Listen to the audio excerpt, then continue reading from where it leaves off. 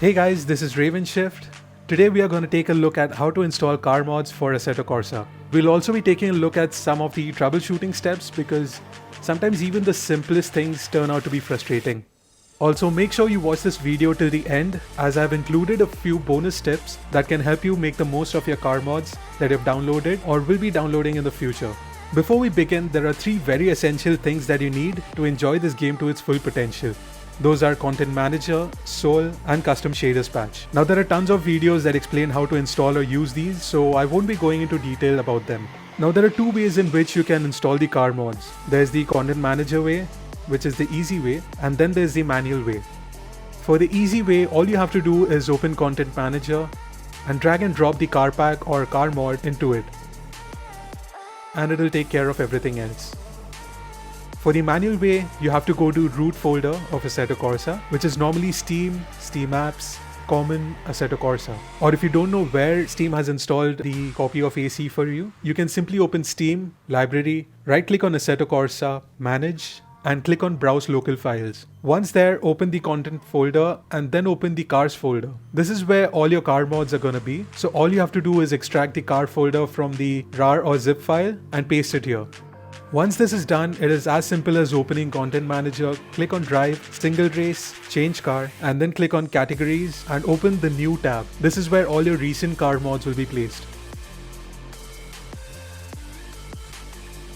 If the car mod or car pack that you've downloaded is in a zip file, although it does work the same way as a RAR file, it can sometimes give you an error when you go to drag and drop it on Content Manager. So make sure you extract the car folder from the zip file and then drag and drop.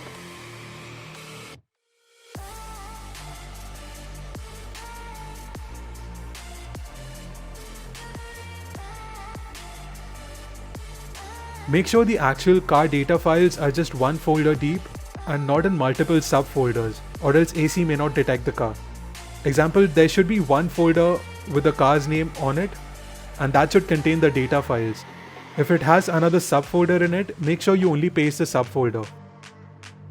Now I've seen a lot of people complaining about broken car textures, that is the blue triangles on the car. If you see something like this, there's nothing wrong with your car. You just have to update your custom shaders patch. And you can do that by clicking on Settings in Content Manager, Custom Shaders Patch, and select the About and Updates tab. Over here you'll see a lot of versions and most of the mods require version 1.6 or higher, but I'd suggest you go for the latest one because it's always better to have an updated version whenever available.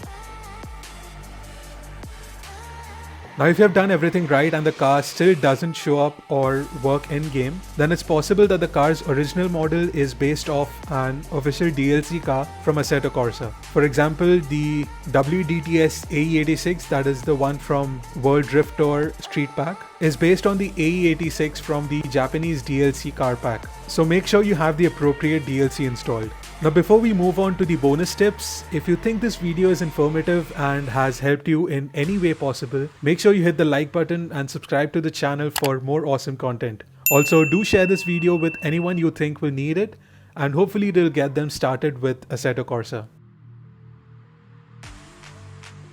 Some of the cars that you download will have some special features in them like air suspension, auxiliary lights, opening doors, or even changing body kits on the fly. So to make use of these, make sure you go to Settings, Assetto Corsa, Controls, Patch,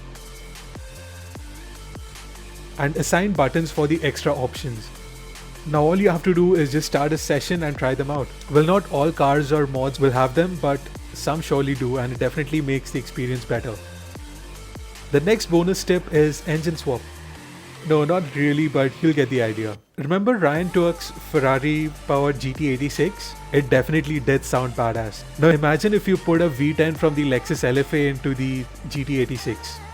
Crazy, right? So if you go to Content Manager, Content, Cars, you'll see the list of cars you have, that is the vanilla as well as mods. And for each car, if you look closely, there's a small option to replace sound. All you have to do is select the car you want to replace the sound of, click on Replace Sound, and then select the car that you love the sound of. A big disclaimer before you do this, be careful with this option because as once the sound is replaced, it cannot be undone easily. To restore the original sound of the modded car, you'll have to reinstall the car mod, and if you have swapped the sound of a Kunos car or a vanilla vanilla car, then you'll have to verify your game files through Steam to get the original sound file back. With that said, it's pretty useful for a few mods. Example, if you really love how a particular car handles, but it sounds like a vacuum cleaner, you can swap the sound for another one that sounds better. Now there's also a way to create your custom skins for each car, but we'll get into that in a future video. Now if you have a Logitech wheel and want to set it up for Assetto Corsa, be sure to check out this video. This is Raven Shift.